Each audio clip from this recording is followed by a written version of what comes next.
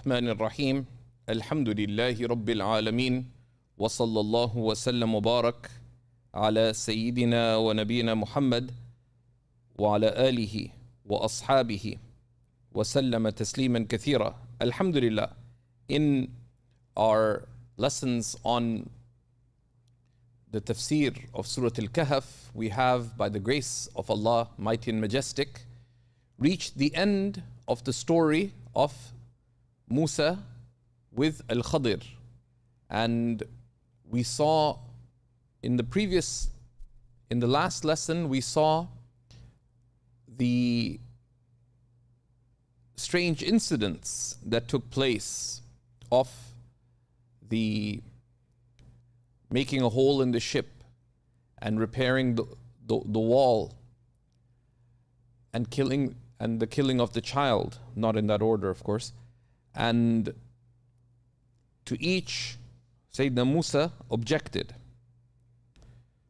And finally, we reached the part, Al-Khadir saying that this is the parting of our ways, but I will explain to you each of these incidents. And this is both very curious and it grabs attention, but there are some critical lessons in this as well. So today, bi'idhnillahi ta'ala, we're going to be looking at the explanation of Al-Khadir to the strange incidents and why he did what he did.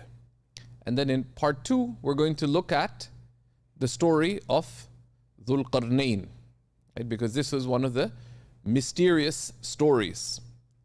And there was difference about it in the various religious traditions. And as we'll see, the mystery remains. Who exactly was Dhul Qarnayn? But Allah subhanahu wa ta'ala doesn't tell us who he was, but he tells us the significance of this leader who went east and who went west. Right? And there's a wisdom in it about focusing on what matters. Alhamdulillah. So, just to begin with a recap, in verses 77 and 78, we looked at the incident of the town, the Qarya, right? And even though they refused to give hospitality, Al-Khadir repaired a wall that, to use the Quranic usage, wanted to fall, right? And Sayyidina Musa couldn't help but object to this. And that's where Al-Khadir says that this is the parting of our ways. I will explain to you what you could not bear patiently. And there's some critical lessons here that we need to understand and appreciate, bi'idhnillahi ta'ala. So amongst the lessons from this, this verse that we saw, is that, and we'll look at the context of the story when we look at Al-Khadir's explanation, but Sayyidina Musa had a very legitimate consideration in each of these. Sayyidina Musa, as a prophet, is bound by revelation, right? And he must call to the good, right? And he must have sincere concern for everyone's good. And he must call to the good, command the good, forbid the wrong, and have sincere concern. Those are the fundamentals of being a faithful individual, right? So he had to object as he did, right? Despite his commitment, right? And we see many elements of adab there as well, that in advising, etc., he is firm and clear in his objection, but he is polite and respectful. And that is very important. Sometimes in our times, someone wants to object to another, right? Instead of advising them, they'll just go public and start referring to the person as, instead of referring to them as Shaykh Majid, they'll say, as Mr. Majid said, and suddenly the Shaykh became Mr. Why? Because your intention isn't nasiha, is not sincere counsel to them, or just in general. Even if you want to caution about a public figure, whether a scholar, a leader, someone in authority in the community, even if they have made a mistake, right? There's an adab entailed, because we recognize we recognize that the good must be affirmed and the wrong must be corrected, but it must be affirmed and corrected in a way that is good, not in a way that is wrong. So there are many lessons and reflections there, right? And that's one of the important themes that one should always keep in mind, that anything you recite of the Quran and read, we need to keep in mind, what is it telling me in my daily interactions, engagements, etc. And we'll be looking today at a summary of some of these lessons as well. Right. So then today we look at what is the explanation of Al-Khadir alayhi salam to these strange incidents, and he explains them one by one. And this is verses 79 to 81, right? So he says, as for the ship, it belonged to some poor people working at sea. So I intended to damage it, for there was a king ahead of them who seizes every ship by force, right? And the king was a tyrant, and he would seize the good ships. And we'll see some of the context that the ulama did use, both from the context, from the implications of the verse itself, but also from what has come in the biblical tradition, right? And the ulama looked at the biblical tradition for relevant context, right? For relevant context. There has been a very negative reaction to the use of what are called the Israeliyat, but there's a way of balance with respect to such narrations, right? And it is summarized by two principles laid out by our beloved Prophet sallallahu alaihi wasallam, who said, "Hadithu an Bani Israel wa la haraj." You may relate from Bani Israel, and there's no harm in it. لا تصدقوهم ولا تكذبوهم. But he also said, don't believe them entirely and don't disbelieve them entirely, right? Meaning apply our principles to those narrations, right? And some of the narrations don't affirm any decisive facts. They give us background, right? But delving into such things are for experts, those who have sound understanding of the principles and method of our tradition. And some things are mentioned just as curiosities too, and it's meant to be obvious that they're curiosities, right? So this is the first incident, right? So what did he want to do? Right? It is obvious, right? He wanted to protect the ship of those people who were poor, who worked at sea, so that the tyrant king could not capture it. And that later, when the tyrant king stopped doing that, they would be able to repair their ship and plow the sea, seeking profit. And the ulama mention that these poor people were brethren, right? And it is said that there were 10 of them, 5 who had disabilities, and the other 5 worked the sea, and they toiled and earned with much struggle, a lawful living by which they not only supported themselves, but they supported these these 5 siblings of theirs who were dependent upon them. Okay, so that's a little bit of background regarding that. The next verse tells us, as for the boy, his parents were true believers. Right?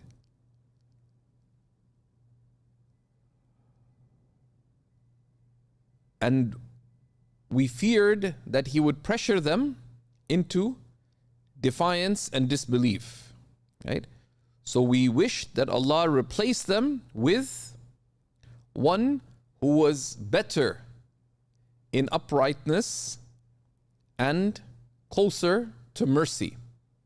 And closer to mercy. Of course, you can't do these things. Right? What Al-Khidr did, you can't do. Right?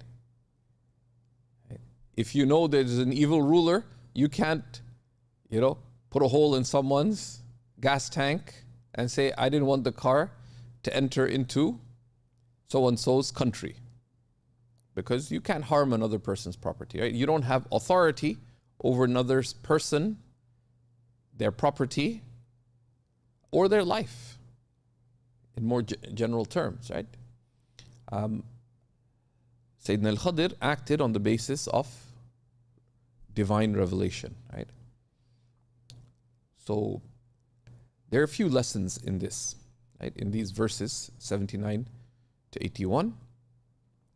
The first lesson is that the incident of the ship, of course, it is noteworthy that Allah subhanahu wa ta'ala only gives us the most relevant of the details about those individuals. أما السفينة فكانت لمساكين. And as for the ship, or the boat, it was for some poor people. That's all it tells us, because that's the relevant detail. That's the relevant detail. And the miskeen is someone who's poor and struggling. The faqr indicates they're needy, right? Or poor. A miskeen can be one who is destitute, but maskana has a sense of poverty with struggle. And the ulama differed as to which is a more intense state: poverty, faqr, or indigence, maskana, right? To be miskeen, right? But it was for poor and needy individuals, right? So it has a sense that they were struggling. They needed to do this to make ends meet, right? They weren't wealthy traders or something, right? Because someone could own ships, so you could think, oh, they're wealthy, right? Because if you had some ships and you engage in trade between countries, etc., you could be quite wealthy. But they were poor. It doesn't tell us where this happened, who they were, what their names were, because those things are not exactly relevant to the incident. And that's, of course, a broader lesson, that the believer should focus on what is of concern and benefit to them. Right? Our nurturing Lord, our Rabb, teaches us by His example, right? What do we focus on what matters, right? So they would work the sea. Now, as we mentioned, it is said that there were 10. Right? There were 10 of them, 5 who had disabilities, so they were unable to work, and 5 who worked the sea. Right? And this is mentioned by the ulama of tafsir. Imam al-Qurtubi relates this from Ka'b al-Ahbar. Right? And Ka'b al-Ahbar was one of the early Muslims who narrated frequently. He was learned. He was a learned Muslim, but who had knowledge of the biblical tradition. Right? The number is specifically not directly relevant. But they worked the ocean. This is also relevant for another reason, that they worked themselves. Right? They worked themselves. So they were needy. And it would appear that they only had one ship. They only had one ship.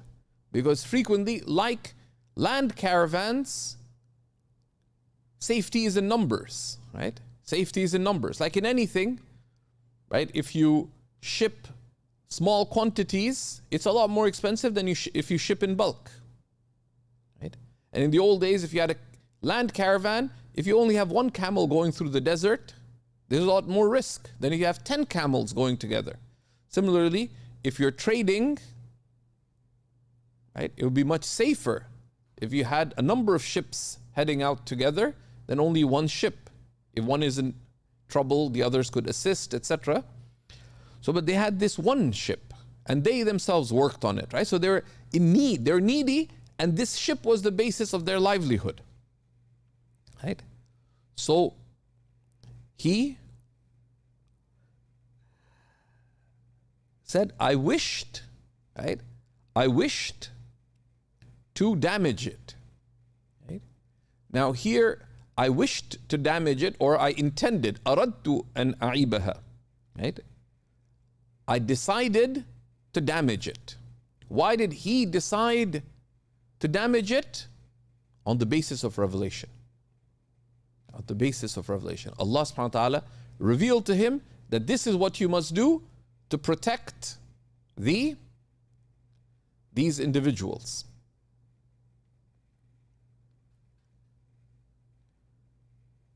And irada, I intended. Intention is what precedes an action. But what should you intend as a believer? What should you intend as a believer? Right? Intentions arise from choices, right? Intentions arise from choices. And how do we as believers choose? We turn to revelation, right? And we exercise our reason that what does God seek from me? What does Allah seek from me?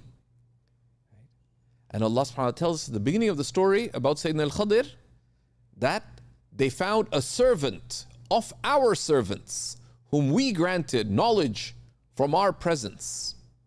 Right? So al-Khadir is doing this as a servant of God. And there's a lesson in that. That when you see the affairs of people, you don't choose on the basis of emotion. Now, what should you do? Oh, I want to do this, I want to do that. We go back, okay, in whatever encounter we have, what does Allah seek from me in this circumstance? Right now, what Al-Khadir did is unique to him. Okay? And one of the lessons in that is that even if what Allah seeks from you might seem strange, you still do it. An example of that in our day-to-day, now you're not going to go sinking any ships, but let's say you went to someone's wedding. Everybody is there. And it's a decent family, you weren't expecting anything crazy. Suddenly, they get belly dancers. You look around, nobody gets up. Now, would it be strange for you to get up and leave? Probably would be, right? It's right at the beginning of the wedding. Everyone is sitting. A lot of times, there's many religious people who would remain seated. Even though they know it's wrong, you should not be there. When you cannot be there, if there's munkar, something that is clearly wrong by the Sharia. So it may be something strange.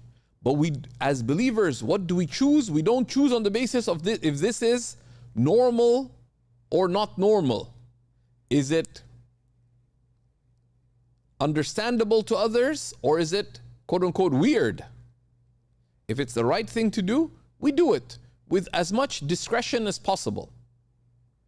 You don't have to, and if they won't listen, and you look around, everybody, on every table there's people clapping, etc. You can't really make a scene then, but you get up and leave. Why? Because we make choices on the basis of where is the pleasure of Allah. And where is the pleasure of Allah? The pleasure of Allah accords with His command. Right? Everything happens by the will of Allah. Right? But Allah's pleasure, with the good and bad, all of it happens by the will of Allah. But Allah's pleasure is in accordance with what He has commanded us. So we choose on the basis of that. And that's one of the lessons here that the ulama of tafsir mention. That on what basis did Al-Khadir choose, right? Right?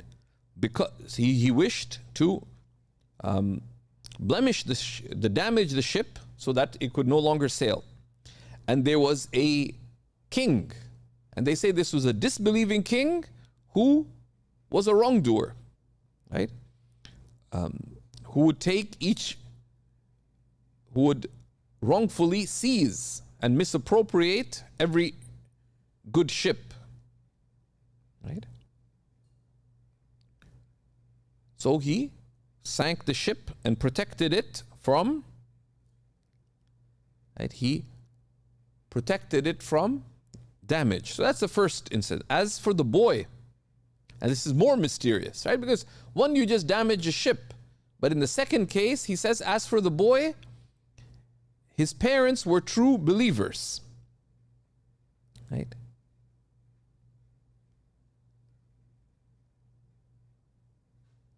He says, so we feared that this child tire them out and trouble them through his injustice and his disbelief, right?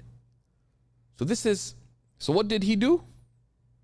فَأَرَدْنَا, right? So we intended أن يبدلهما ربهما خيرا منه زكاة وأقرب رحمة. So we intended that Allah replace this child with one who is more pure, and more pure meaning more righteous and more mindful of Allah and closer to mercy, to fulfilling their rights. And it is said that Allah subhanahu wa ta'ala replaced this child with a girl. It appears they only had one child. And in traditional societies, a boy was considered an asset because the boy would provide for the parents, etc., inherit their wealth and so on. A girl was often considered a burden. But we see that that's not how girls are considered in the Quran. You see the great narratives of the great women of the Quran, of Sayyidah Asiya and the mother of Sayyidina Musa and Sayyidah Maryam, the mother of Sayyidina Isa, and many other great women. Right? They're not a burden. Right? It is said that Allah replaced them with a girl who married a prophet, and Allah Most High guided an entire nation through that girl.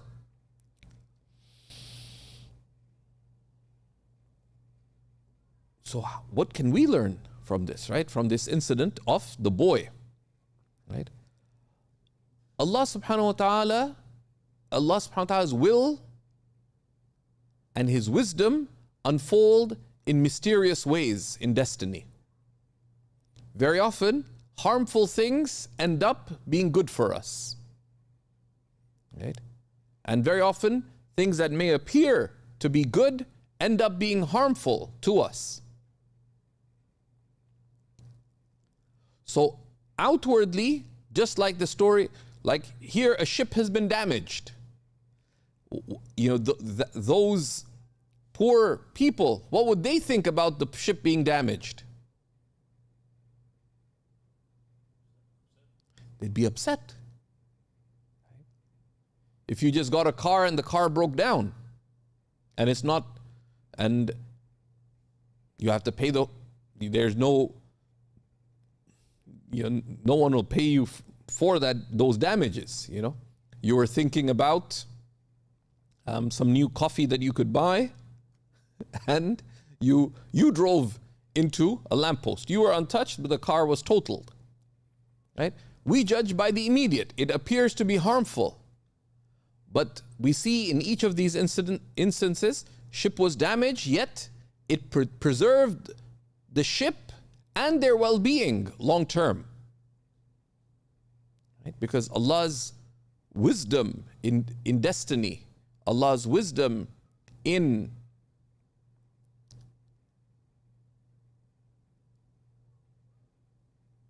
any event is not in the immediate, right? Is in its consequences.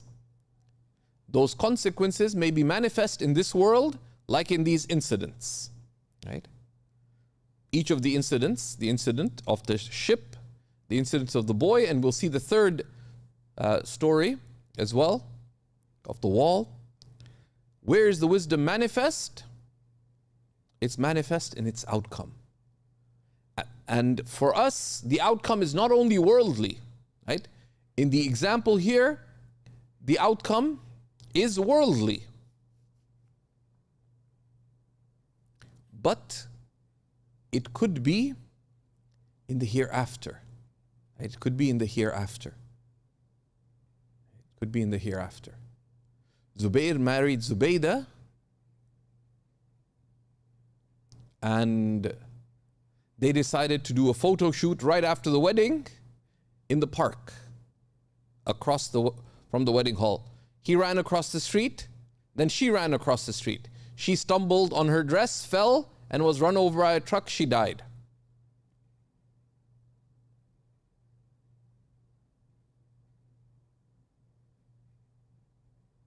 Where's the good in that? Where's the wisdom in that? Is there good in that? Is there wisdom in that? Yes, the believer knows that we do not judge things by the immediate. Yes, it is undeniably sad, painful, sorrowful, but if you step back, if Zubayr were to step back and look towards the horizon of eternity, this is from Allah, and all that is from Allah is mercy. And where is the mercy manifest? Mercy is ultimately manifest in the hereafter. And we know a person will be with those they love. It could well have been that love story between that meaning of love that was in their hearts in this life, that they got married on the basis of love, that maybe they would have drifted apart in this life. That's what happens to so many people. Most people don't get married because they hate each other. But many people who began loving each other part ways. Either because they no longer love each other, or it's gotten worse than that. But here, they may well be together in eternity. There's mercy.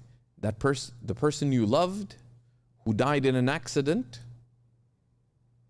that accident is a type of martyrdom. Where are martyrs? With Allah subhanahu wa ta'ala. They have a special state.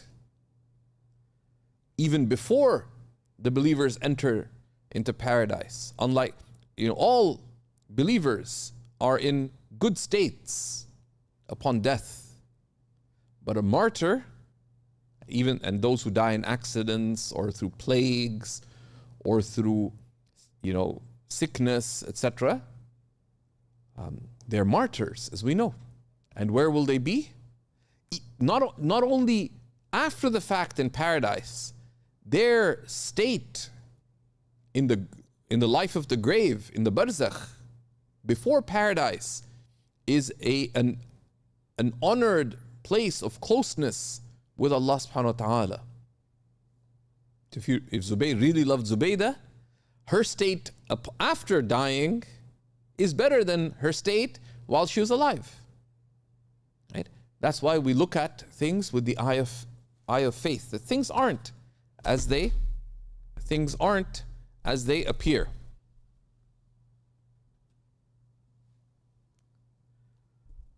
So that's of the many reflections that can be made regarding this incident, right?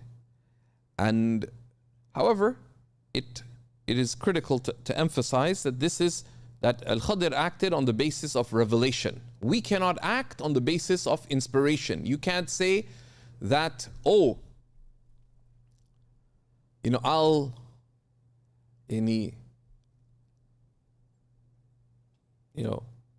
I'll kidnap my cousin's children and take them to rural Bosnia where there's a good madrasa, because that'll be good for them long term.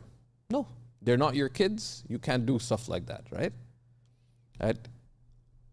We act on the basis of revelation as explained by scholarship, right? Because otherwise you have chaos, right? You have chaos. There's another important lesson, which is that we have deep concern for the good of others. When you see somebody, you look at them with the eye of nasiha, with the eye of sincere concern, right? And that concern then is expressed through revelation, right? That how do we facilitate the good for them, right? And that's an art. How do we facilitate the good for them? In our Thursday nights revival circle, next month we'll be coming, we're coming soon to the book of Halal and Haram. After that we'll be looking at the book of commanding the good and forbidding the wrong. Right? And a subset of commanding the good and forbidding the wrong is nasiha, sincere concern for the good of others. And that's one of the things one should intend anytime one meets another person. Right? The Prophet ﷺ used to take a pledge with the Sahaba when they pledged allegiance to him upon entering Islam. وَالنُّصْحِ لِكُلِّ مُسْلِمٍ, and to be of sincere concern to every Muslim. Right? And that applies both to Muslims and to non-Muslims. Right? If you meet a non-Muslim, you want the good for them. You want guidance for them. Right? Because the greatest good is faith itself. Right? If you meet a Muslim, if you meet a non-Muslim, you don't want guidance for them, then what do you want for them? Cheesecake? Right? Right? And even in our worldly meetings, we should have concern. Sincere concern is the good of this life and the good of the next. رَبَّنَا آتِنَا فِي الدُّنْيَا حَسَنَةً وَفِي الْآخِرَةِ حَسَنَةً. By what tongue can we say that dua? O Lord, grant us the good of this life and the good of the next. When you meet people and you just deal with them on the basis of self-interest, and you see that with Al-Khadir.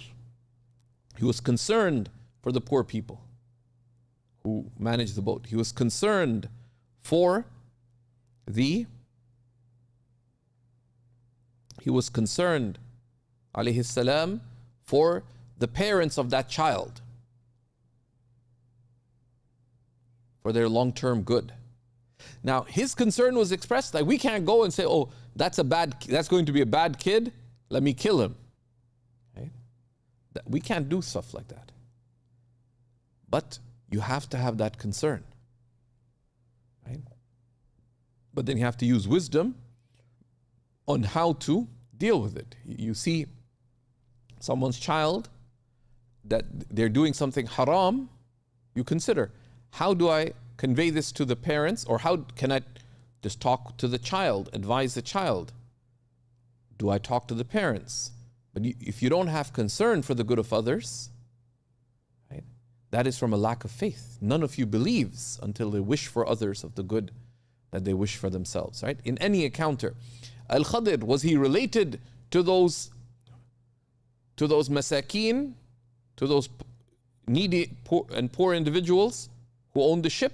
He was not related to them at all. They're strangers.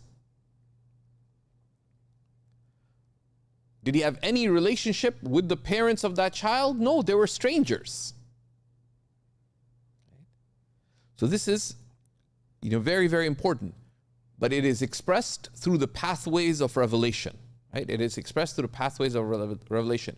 The only way you know what Allah seeks from you in any action or any response is revelation. That's what is beneficial knowledge? It is to seek the knowledge and understanding that will enable you to act in the right way and respond in the right way. So you know, in this situation, what am I supposed to do? And when you don't know, you either seek knowledge or you consult through reliable means. Those are the two ways that are available to us, right?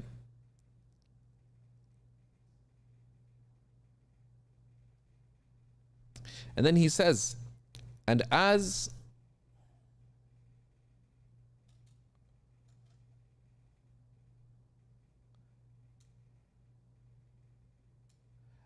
for the wall, it belonged to two orphans in the city. Right? As for the wall, it belonged to two orphans in the city. And under the wall was a treasure that belonged to them.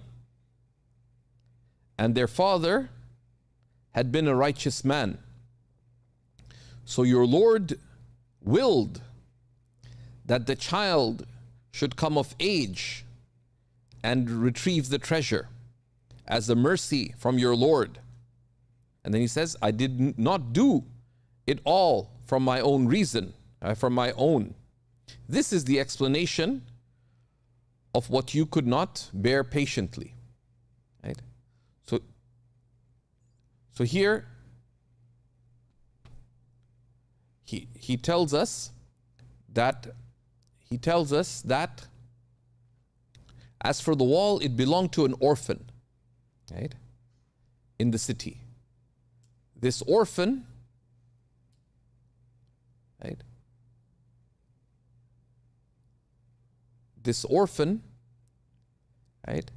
had this treasure under the wall, right?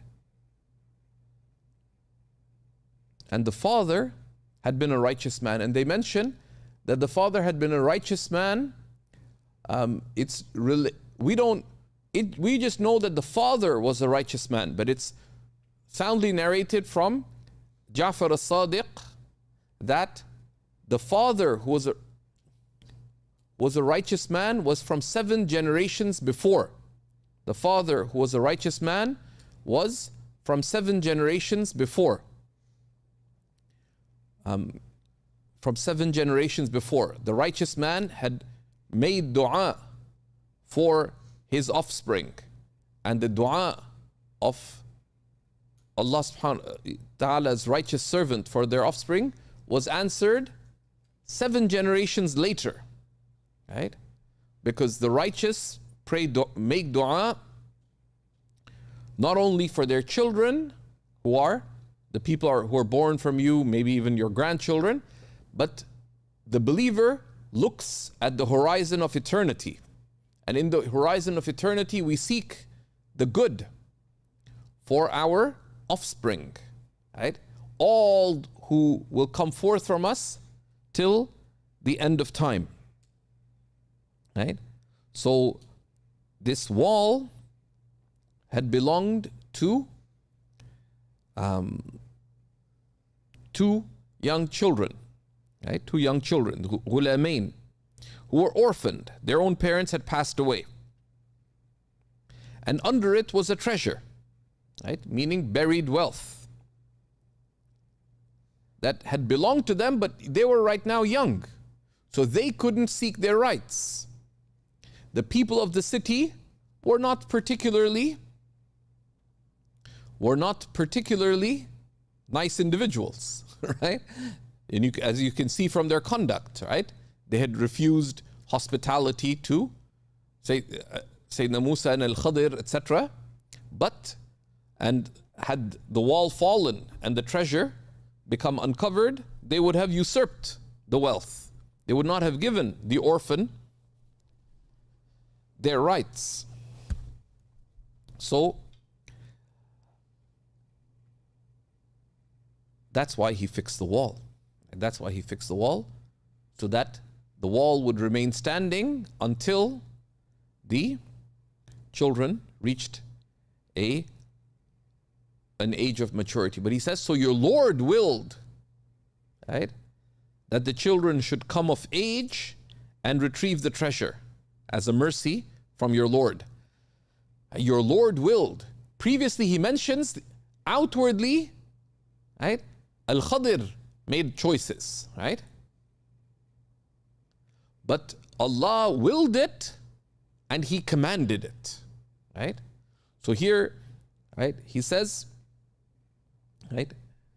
فَأَرَادَ رَبُّكَ, your Lord willed, i.e. your Lord willed and commanded. Your Lord willed and commanded. Your Lord willed and commanded that they do this, right? So that the wall be fixed, so that once they reached age, the treasure would be restored to them. And this is of the merits of religiosity, of righteousness, that you're rewarded and attain mercy not only for yourself, for your good, but that transfers generationally and intra-generationally, beyond your own generation, right? And that mercy spills over, right? The good spills over just as the bad spills over, right? It's like, you know, the good companion, the Prophet ﷺ said, and the bad companion is like the example of the seller of perfume and the one who is running a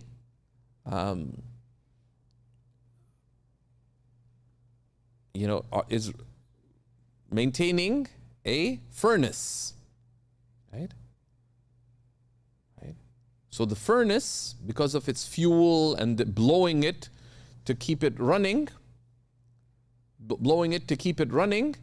it would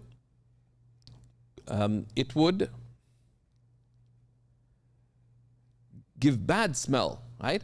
Now the person running the furnace would have the bad smell, but anybody who is close to them would also get a bad smell, right? If you live next to a furnace, you know, close enough, you would also have some bad smell, right? Whereas if you live next to the perfumery, you'd have a good smell just by being close to them, right? Now, of course, if you live by the furnace, are you excused from being clean? No, right? So someone may be tested by having bad,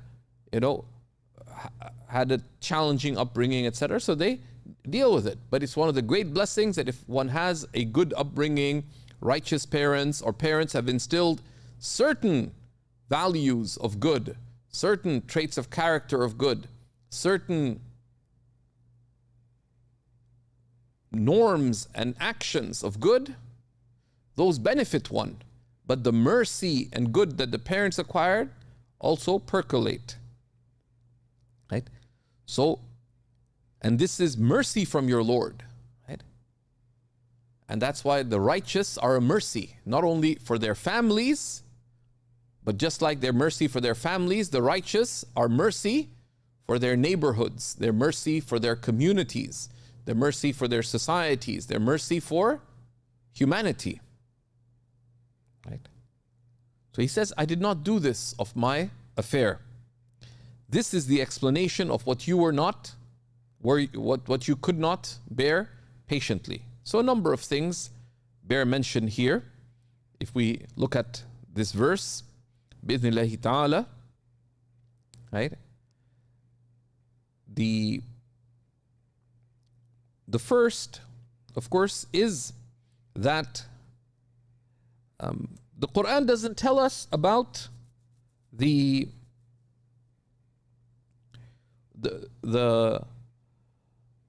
who the parent was, right? Shaykh Sulaiman al-Jamal in his Hashia on the Jalalain, in Tafsir, on Tafsir al-Jalalain, he says the outward wording is that it was the actual parents of, the actual father of the two children was righteous, right? But Ja'far al-Sadiq, Ja'far ibn Muhammad al-Sadiq, the fifth descendant of the Prophet ﷺ, one of the great scholars and many of the great Imams of the Salaf benefited from him. He said it was the seventh grandfather, right? And from that, in the Islamic tradition, many people say that Allah subhanahu wa ta'ala protects through a righteous person, through a truly righteous servant, 7 generations of their family. Allahu A'lam.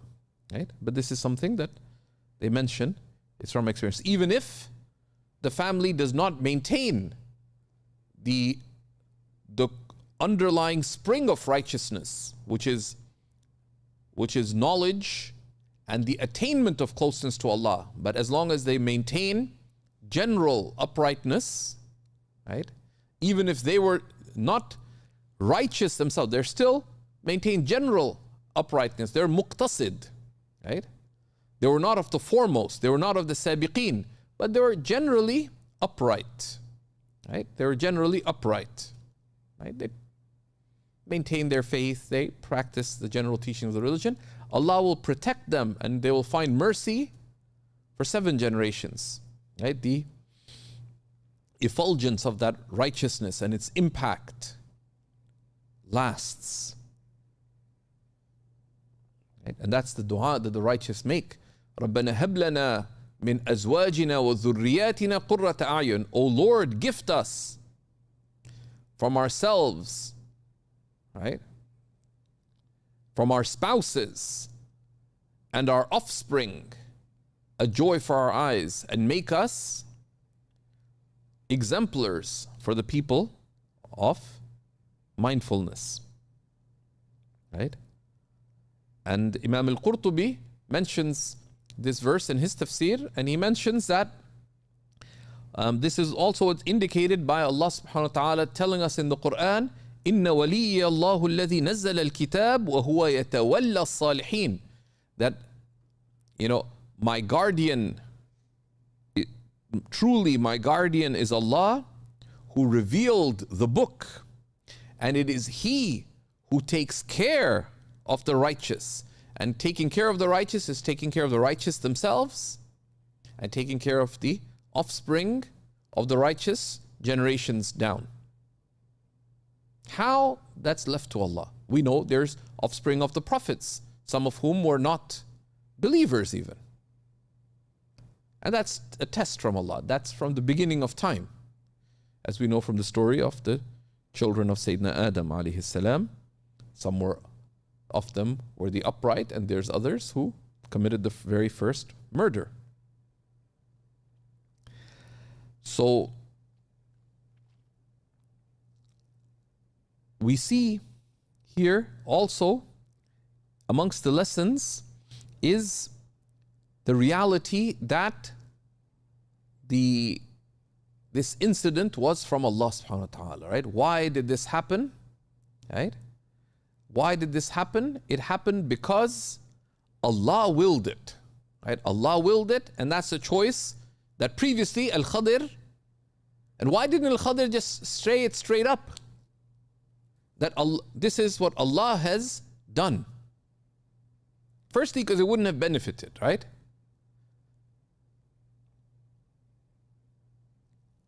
Because Al-Khadir knows that Allah has sent Sayyidina Musa to him to learn. But Sayyidina Musa is bound by his revelation. And none of these actions are permitted in the revelation of Sayyidina Musa. So he does these mysterious things that he did this. But in the end he says, your Lord willed, meaning it is Allah who willed that these outcomes happen. And the implication is, and it is Allah who commanded Sayyidina Al-Khadir to act in this way. So Al-Khadir was acting in accordance with the divine command, right? That's very, very important. So here, in the end, Sayyidina Al-Khadir says, this is the explanation of what you could not bear patiently. Right? And this is a very sensitive statement. What is meant by Sayyidina Musa not bearing it patiently, right, was, and this, it's very important to understand that faith has three components with respect to what we believe in. We have beliefs about Allah, right? What is necessary, possible, and absurd to affirm about Allah, the Lord and Creator. And we learned this. We learned this in Islamic beliefs. Secondly, there is what is necessary, possible, and absurd regarding the prophets. And then there are transmitted beliefs, which are points of knowledge that Allah has made us responsible to believe, such as belief in the hereafter, and heaven and hell, and the resurrection and what takes place there, and other points of belief. So, the prophets are sent by Allah as exemplars of virtue. They're the best of creation. They are true, they are trustworthy, they convey what they've been commanded to of revelation, and they're brilliant of intellect. These are the four core qualities of prophets. Right? So, how could was Sayyidina Musa, and this is the translation here by Dr. Mustafa Khattab, is a sensitive translation, right? That you could not bear patiently. Right? Some people translate that you were not patient with, etc. Right? Some people say, well, Sayyidina Musa couldn't be patient, was impatient. This was not an emotional response. To understand this, firstly, we need to be clear about who is Sayyidina Musa. He is a prophet of God, right? He's the foremost of the prophets, right? That's very important. Secondly, what is patience? Right? Patience, the ulama tell us that patience, sabr, is to be firm on what is pleasing to Allah. Right? Patience is to be firm on what is pleasing to Allah. So was Sayyidina Musa patient? Yes or no? Yes, he was patient with the command of Allah. وَاصْبِرْ لِحُكْمِ رَبِّكَ. Be patient with the command of your Lord. Right? Right? Sayyidina Musa was patient in this instance. He held firm to the pleasure of Allah. What is the pleasure of Allah? The pleasure of Allah is for the servant to act in accordance with the command of Allah. What is the command of Allah here? Is the revelation that he had, the law, the shara, that Sayyidina Musa had from Allah. That law, what does it tell you? That tells Sayyidina Musa that killing a child is wrong. Sinking a ship is wrong. Right? Etc. So he had to act in that way. So Sayyidina Musa was patient. Was he patient with? With the command of Allah. Right? So patience is to remain firm on the pleasure of Allah. Patience is not to be passive. Right? Is not to be passive. Some people misunderstand. Sometimes see someone goes, they're having a test. Someone tells them a true statement. Be patient. Be patient does not mean be passive and do nothing. Right? Right? Let's say Zubaydah is being abused by Zubair. What does being patient mean? Does it mean to bear the abuse? Is abuse pleasing to Allah? No. Allah does not accept injustice. So be patient means remain firm on the pleasure of Allah. Make your faith strong and hold fast to acting in the right way, which would entail getting out of harm's way. Now, sometimes we have to explain patience to people because they don't know what it entails, right? But this is very important. That's why frequently it is much better to sometimes you can translate sabr as patience. Sometimes it's probably better to translate it as being steadfast. But it gets tricky in situations like this, right? So Sayyidina Musa was patient as a servant of God in this incident, right? What he was not patient with was with the actions of Al-Khadir, because he could not be patient with it, right? Because he could not be patient with it. This is why this is a very sensitive and intelligent translation, right? That you could not be patient with, because you were not allowed to be patient with it, right? Sayyidina Musa is acting with the utmost principle, even though he is commanded to go and seek knowledge from Al-Khadir, he's not allowed to leave his principles for the sake of the teacher. Principles over individuals, right? That's very, very important to be clear about, right? Sayyidina Musa was firm on what he knew and what Allah had made him responsible for, which was the book and revelation and law that was the law of Moses revealed from Allah subhanahu wa ta'ala. And that's the pleasure of Allah subhanahu wa ta'ala. But he could not be patient with Khadir's actions, and therefore he could not adhere to the condition made that I will follow you. Right? He could not object.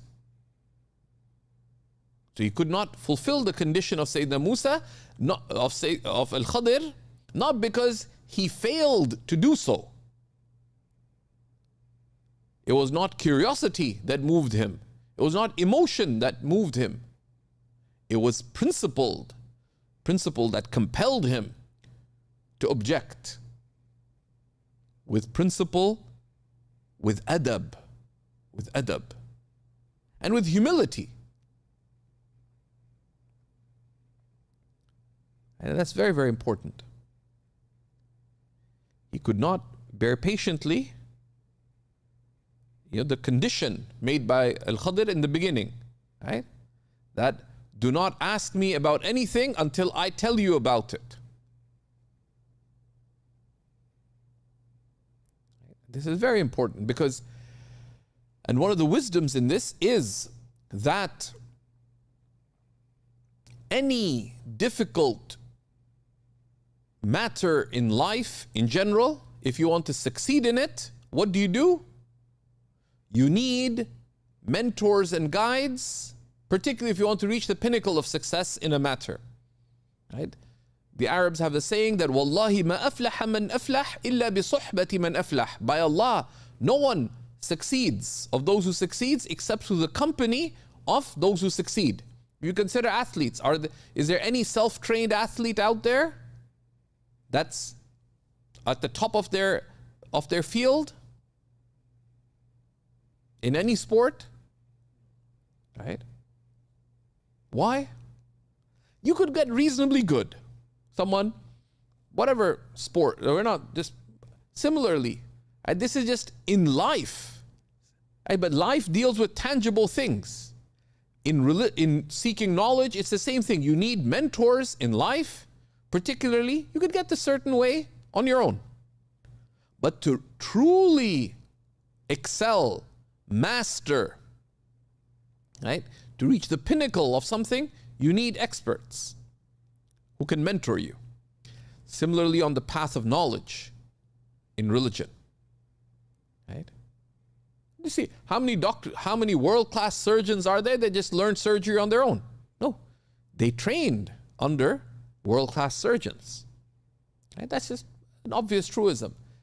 This applies in religion to knowledge, but also to spiritual journey to Allah subhanahu wa ta'ala. In religion, we need mentors for knowledge, for practice, and for spirituality.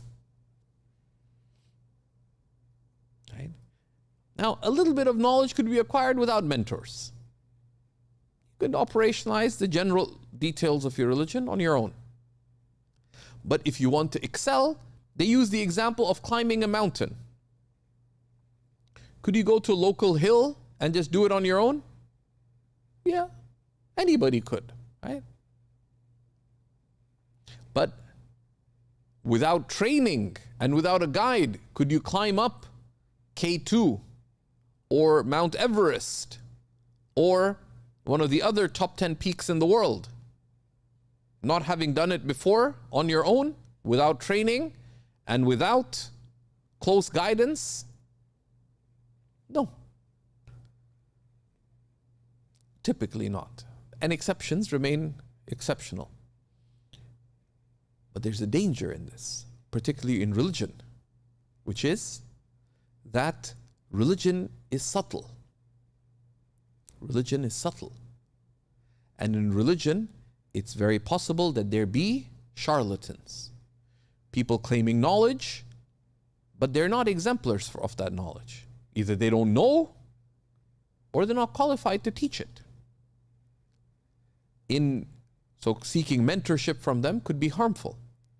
Likewise, in operationalizing the religion, in our practice, we need mentors because we can get confused, especially if you're trying to go just beyond the basics. You really want to go to try to be of the foremost, to go beyond the good to excellence.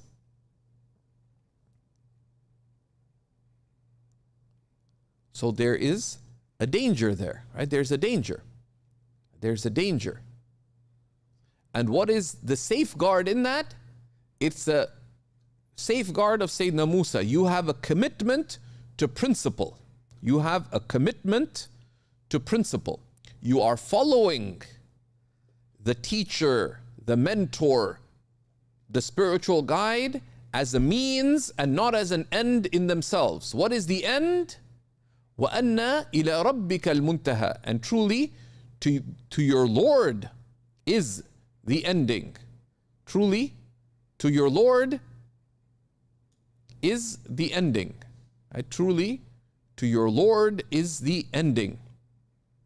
That's very, very important. That's why Sayyidina Ali ibn Abi Talib radiallahu ta'ala anhu, he said, يُعْرَفُ الْحَقُّ بِالرِّجَالِ يُعْرَفُ الرِّجَالُ بِالْحَقِّ وَلَا يُعْرَفُ الْحَقُّ بِالرِّجَالِ. That people are known by the truth, but truth is not known by people, right? You need teachers, mentors, guides to get you to the truth. But the truth is not determined by what people say or do. The truth is in itself true. People are tested by the truth, by what is right and just. The truth is not determined by people. So Imam al-Ghazali, in the book of knowledge, in the Ihya, has an amazing statement. He says that من عرف الحق بالرجال تحير في متاهات الضلال. Whoever determines truth by people will remain bewildered in the plains of confusion. فاعرف الحق تعرف رجاله. So know the truth and you will know its people. What does it mean to know the truth? It means to understand the principles and way of truth. Right? To know the principles and way of truth.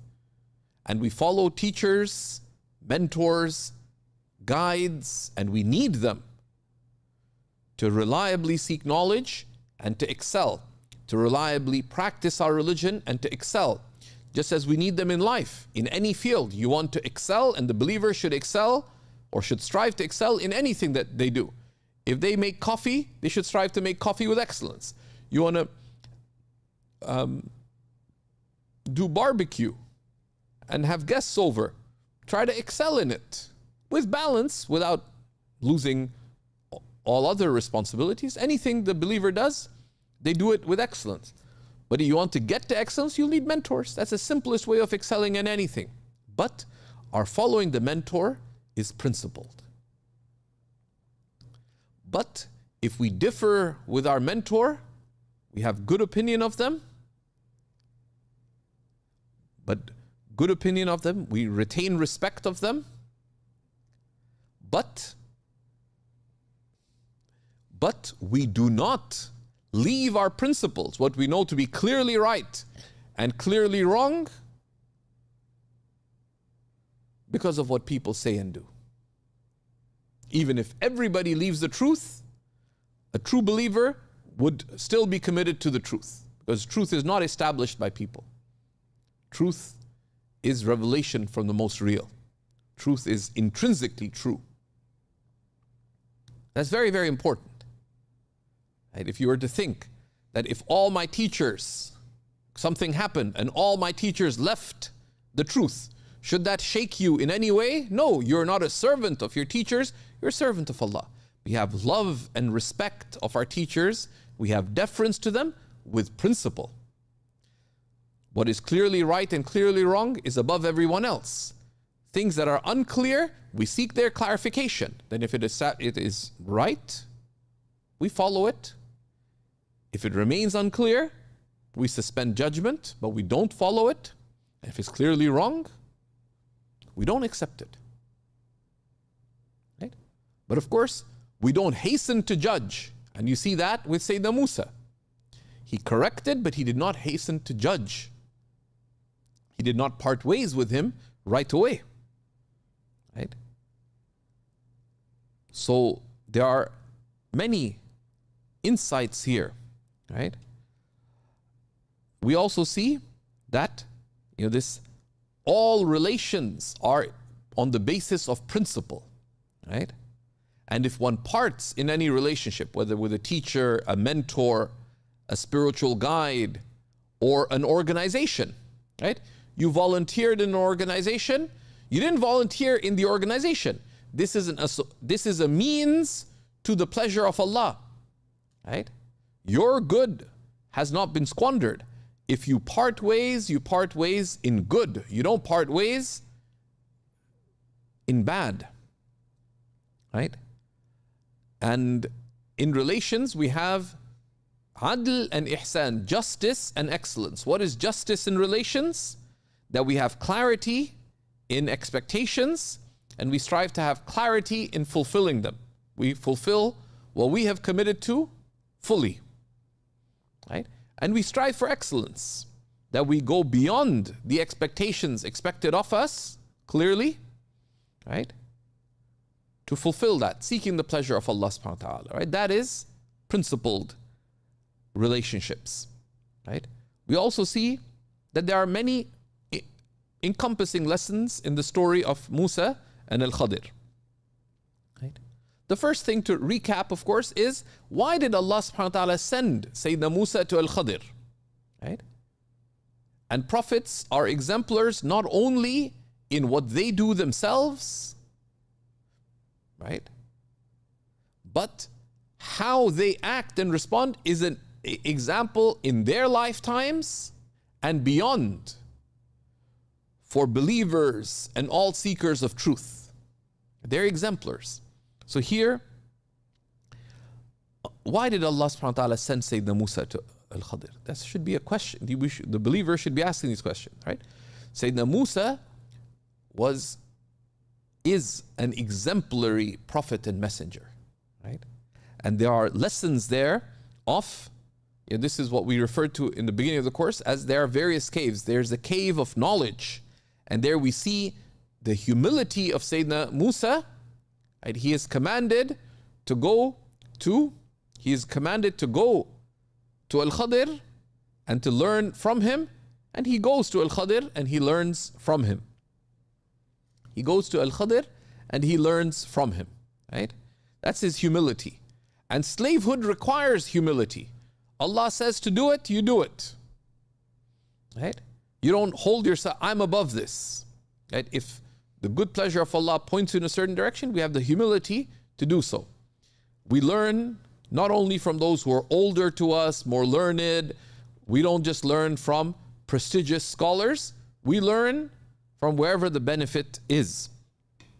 We also see that the principle of deferring to revelation. Sayyidina Musa is told to go, to travel on foot, so he does so. Sayyidi, please don't. Sayyidina Musa travels, right? Sayyidina Musa travels. He doesn't question it. He defers to revelation, but revelation entails that he object to the person that he made a commitment to follow. So he does so with adab, right? Without ill opinion, right? You see many lessons in the teacher-student relationship, and we expanded on the lessons of that, of the adab, the respect, the deference, but it's a relationship established on principle. The Prophet ﷺ said, "Al-alimu wal-muta'allim shuraka'u fil khair." The teacher and the students are partners in good. It's a partnership. A partnership is like a contract. And that's how Sayyidina Musa requests to follow Al-Khadir. It's a contract almost, right? It's an agreement. This is what I'll do. This is what I'm seeking from you. With respect and deference, right? And clarity. And both parties make that clear. You see in each of the incidents the concern of good manifest both by Al-Khadir in the actions that he did and the concern for good that Sayyidina Musa has in his objections. And that's a very practical thing, that you should make the intention anytime you meet anyone whatsoever. You should make the intention, I want to seek the pleasure of Allah in this relating. How? By fulfilling their rights, by doing good, and to have nasiha, that I want the good for the other party in all relationships. And we saw some of that recently, and you can see it on our YouTube channel in the Revival Circle when we looked at the principles of earning a living. And how do you have excellence in earning a living? And one of the keys is that in all work relationships, with your employer, with your employees, with your co-workers, with your customers, right? With those you're providing services for, you have this nasiha, right? You have the intention of seeking good for them for the sake of Allah subhanahu wa ta'ala. And that's why the Prophet ﷺ said, religion itself is sincere concern. It is sincere concern. So that is an obvious manifestation in this story. And there's a wisdom here as well, which is this principle, but one does so with deference to revelation, right? That concern for the good of, you have non-Muslim friends who come to Toronto and they say, where are good bars and nightclubs? You want good for them, but that doesn't mean that you please them. What do? You still want good for them, but what is the good? The good is what Allah and His Messenger have made clear is the good. So you might say, well, these are some recommendations that I have. So you don't necessarily give them the specifics that they were looking for, but you tell them something that is good by your standard. And you know that would be much better for them. Rather than going getting drunk and doing that, tell them, there's a really nice steakhouse that's open late. There are some really nice night walks by the lake shore. It's very serene. Right? I'd like to have you guys over one evening. Right? So that's what you can do. Right? So in any encounter, that's one of the aspects that we see. But also we act within our ability. Right? We act within our ability. Al-Khadir alone with Sayyidina Musa could not repel the king, right? Who was wrongfully appropriating the ships. He could not fight the people of the city to rectify their affairs, right? He did not protest. He engaged, right? That's very important. The point isn't to make noise. The point is to promote good, right? In uridul islaha mastata'at. I only seek to make things better as much as I'm able. And our circle of concern is vast. Our circle of ability may be more specific. So what we can do of the good, that's what we direct ourselves to, right? And we see that as well in these stories, right? Now, of course, there's an interesting thing. If you pay attention to these things, the first mention of that town, it's referred to as a qarya, literally a village. A small qarya is a village or a small town. It has the indication of insignificance. Why? It's made insignificant because of the vileness of its people. Right? But later, when rhetorically Al-Khadir wants to emphasize the strength of the people of that town, it's referred to as Medina, city. Not because its people were good, but to indicate their strength over the two young boys. And you should notice, in the variation of the wordings of the Quran are numerous meanings, right? And that's why we would highly recommend this beautiful translation of the Quran called The Quran Beheld by Sheikh Nuh Keller, that brings out some beautiful manifestation of this beauty of these verses. And also there's an important lesson of the nature of good and evil, right and wrong. That ultimately what is good, right? Ultimately and practically the good is what Allah deems to be good. Good is not relative to my opinion or yours. The bad is not relative to this is what I feel is bad, and this is what you feel is bad, or we agreed on this being bad. The good is what Allah deems to be good. The bad is what Allah deems to be bad. The right is what Allah has deemed to be right, and the wrong is what Allah has deemed to be wrong. Our duty as believers is to take the sound means of learning what is right and to uphold it, to learn what is good and to strive to uphold it, right? And likewise, to learn what is false, what is wrong, and to avoid it, and to stand up for what is true and good, and to stand up against what is false and wrong. The only acceptable standard for that is revelation. But we use reason and wisdom to act upon revelation with wisdom, with consideration, with tact, in ways that realize the good and don't spread further harm. So we ask Allah subhanahu wa ta'ala for steadfastness and uprightness in that. We will continue bi'idhnillahi ta'ala by looking at next week the story of Dhul Qarnayn. The story of Dhul Qarnayn. The story of Dhul Qarnayn moves much faster. It's less mysterious in terms of what actually takes place. Of course, there are background details that we're not going to focus on.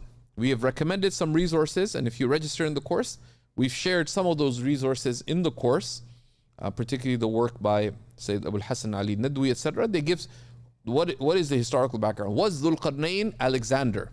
And is this the Roman Alexander or the Greek Alexander? Or was it someone else? Where exactly did he go in the west, and where exactly did he go in the east? That's not directly relevant, right? And Allah subhanahu wa ta'ala does not specify that for wisdom, right? Just like in the other stories. Who were the children of the youth of the cave, and where were they? Where were the people, where was the owner of the two gardens? Where and when? That's not told of us. Where exactly did Musa and Khadir meet? We don't know. And that's not the point. That's not the point. But each of these incidents, of course, is true. Right? These are not mere stories, these are truths. Right? These are truths. We ask Allah subhanahu wa ta'ala for steadfastness and uprightness. Wa sallallahu ala Sayyidina wa Nabina Muhammad wa ala alihi wa sahbihi wa sallam. Walhamdulillahi Rabbil Alameen.